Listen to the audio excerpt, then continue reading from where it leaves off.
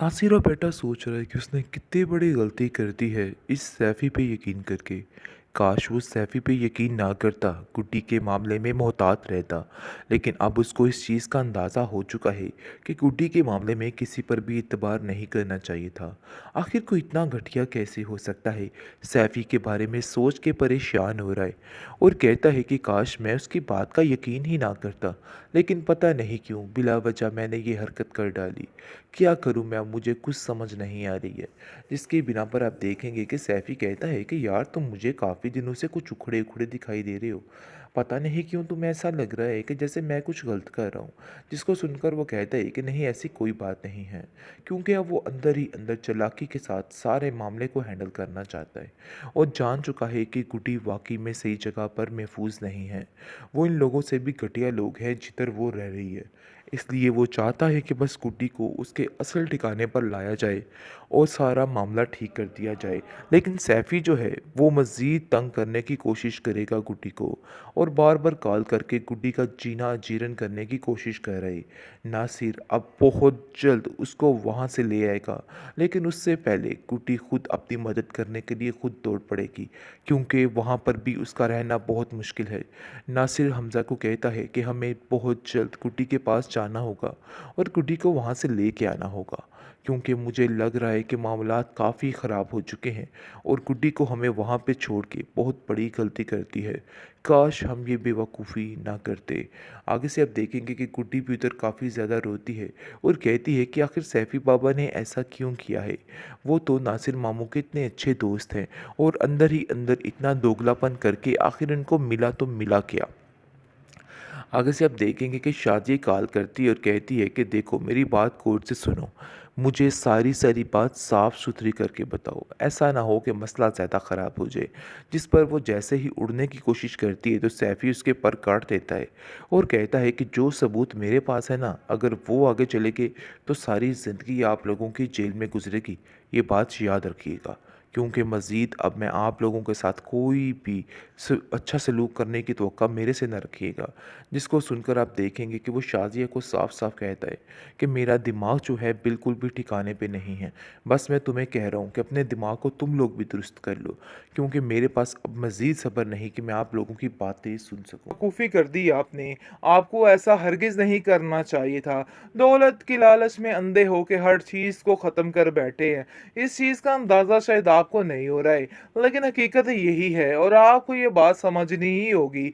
जिस पर वो कहता है कि भई बड़ी ज़ुबान चल रही है तुम्हारी। मुझे तो हैरत हो रही है तुम्हारे इस दिमाग पे, कैसा शैतानी दिमाग है। वैसे तो तुम हर चीज़ मेरे साथ मेरे जैसी करना चाहती हो और इन चीज़ों में तुम साइड पे हट रही हो जब तुम्हें नज़र आ रहा है कि मामलात ख़राब हो रहे हैं। जिस पर वो कहती है कि नहीं, साइड पे हटने की बात नहीं है। बात ये है कि बड़ी बेवकूफ़ी के साथ ये सारा कुछ आपने किया है। क्योंकि जैसे ही भाभी और भाई का ये सारा किस्सा खुल जाएगा कि आपने उनको मरवाया है, तो फिर तो कुछ भी नहीं रहेगा बाकी। फिर तो आपने फँसना ही फँसना है और ये बात तो तय है और आपको समझ आ जानी चाहिए, क्योंकि ये बहुत मुश्किल काम होता जा रहा है और मुझे जो कुछ नज़र आ रहा है ना, आपकी बर्बादी के अलावा कुछ नहीं है। ये ना हो कि गुड्डी के चक्कर में हम अपनी ही तबाही कर बैठे। कर तो ये लोग कुछ ऐसे ही रहे हैं, इनकी अपनी ही तबाही होने वाली है, क्योंकि बहुत जल्द जितने ये अंत मचा रहे हैं ना, इसी तरीके से ये नीचे भी उतर जाएँगे और इनका मामला भी ख़त्म हो जाएगा। बहुत तंग आ चुकी है गुड्डी बेचारी, अब उसकी याद जो है वो रंग ले आएगी और इन लोगों का काम जो है तमाम होने वाला है, बहुत जल्द आप देख लेंगे। चाची के रूप में आ चुकी है मरियम वापिस और अब गिन गिन कर ऐसे बदले लेगी कि इनकी अक्ल ठिकाने आ जाएगी। भाई जो कुछ करना था सो कर लिया आप लोगों ने, अब मजीद कुछ भी नहीं होने वाला है। आप समझो कि तैयारी पकड़ लो, अब ऐसा हश्र होगा कि बस आप होगे या फिर स्वीटी होगी, क्योंकि अब इन लोगों का सारा किस्सा तमाम होने वाला है। बड़े गौर से देख रही थी हर एक को, बड़े दिनों से नोट कर रही थी, लेकिन जी किसी में कोई सुधार नहीं आया, बल्कि लोग मजीद से मजीद तर खराब हो गए। लेकिन अब ये बात बर्दाश्त नहीं करेगी स्वीटी। अब सैफी को खींच खींच के ऐसा जलील करेगी कि सैफी याद रखेगा, क्योंकि बहुत बड़ा फसादी इंसान है सैफी, जो कि किसी हाल में खुश नहीं है। लेकिन जी फिलहाल तो देखेंगे कि जैसे ही शाजिया सारी बात का तज़किरा करती है और कहती है कि जैसे ही मैंने औरंगज़ेब से बात की आपके बारे में कि आपको सारी बातों की कलम है, वो तो भड़क ही उठे और वो गुस्से में लाल, पीले, नीले सब कुछ हो गए। जिसको सुनकर सैफ़ी कहता है कि तुम्हारा दिमाग तो ख़राब नहीं हो गया? आखिर तुमने उससे ये बात की क्यों? तुम खुद नहीं थी सारा बंदोबस्त कर सकती?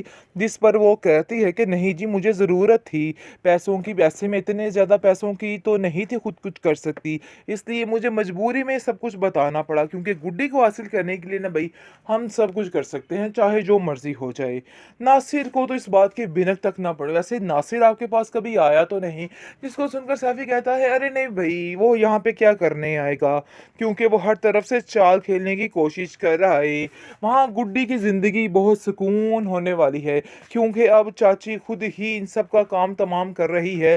ठा-ठा के प्लेटें और ठा-ठा के सबके मुँह पे मार रही है। बहुत जल्द सैफ़ी का भी यही हशर होने वाला है। आप देखेंगे कि हैरान हो चुकी है सोबिया और उसका शौहर कि आखिर ये मामला बदला तो बदला कैसे? ये लोग सब एकदम से कैसे दूर हो गए? क्योंकि वो सैफ़ी को जानती है कि वो कभी भी सुकून से नहीं रहने देगा और वो कुछ ना कुछ ऐसा करता रहेगा जिससे मामलात बिगड़ते रहेंगे और ख़राब होते रहेंगे। और आप देखेंगे कि औरंगज़ेब कहता है कि तुम नहीं जानती हो शाज़िया कि कितना बड़ा तहलका मच गया है और क्या-क्या कुछ गलत हो गया है, तुम्हें तो समझ ही नहीं आ रही है। जिस पर वो कहती है कि आखिर इन सब बातों में मेरा क्या कसूर है? मैंने तो अपने मुँह से कुछ भी नहीं कहा है। फिर इन सब बातों का सारा मुद्दा मेरे ऊपर कैसे आ सकता है? इसलिए बेहतर यही है कि मुझ पर कोई भी इल्ज़ाम मत लगाया जाए, क्योंकि मैंने ऐसा-वैसा कोई काम नहीं किया है। सारा किया दरअसल में आपका ही है और आपको वैसे भी इतना बड़ा रिस्क नहीं लेना चाहिए था। बहुत बड़ी बेवकूफ़ी कर दी आपने। आपको ऐसा हरगिज़ नहीं करना चाहिए था। दौलत की लालच में अंधे होके हर चीज़ को ख़त्म कर बैठे हैं। इस चीज़ का अंदाज़ा शायद आपको नहीं हो रहा है, लेकिन हकीकत यही है और आपको ये बात समझनी ही होगी।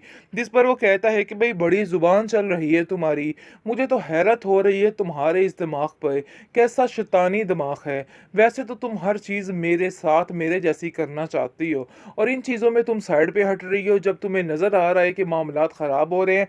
जिस पर वो कहती है कि नहीं, साइड पे हटने की बात नहीं है, बात ये है कि बड़ी बेवकूफ़ी के साथ ये सारा कुछ आपने किया है।